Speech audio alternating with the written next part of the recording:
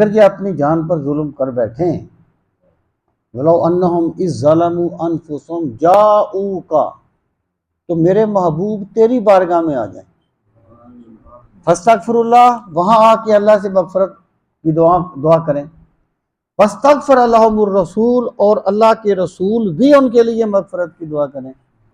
لوجد اللہ تواب الرحیم تو اللہ کو بڑا توبہ قبول کرنے والا اور بڑا رحم کرنے والا پائیں گے۔ اب دیکھیے اللہ پاک نے فرمایا اگر ظلم کر لیں تو میرے محبوب تیری بارگاہ میں آ جائیں۔ اب اللہ تو سنتا ہر جگہ ہے نا، اس کا مطلب یہ ہے وہ سنتا ہر جگہ ہے، لیکن جیسا اپنے مقربین کے پاس سنتا ہے نا ویسا ہر جگہ نہیں، یعنی اس کے سننے کا جو بندوں پر جو کرم کی انتہا ہوتی ہے جیسے وہاں ہوتی ہے، اللہ کے سننے کی بات نہیں ہے، میں قبولیت کی بات کر رہا ہوں، یعنی جیسے وہ اپنے محبوب کی بارگاہ میں کسی کی دعا کو قبول فرماتا ہے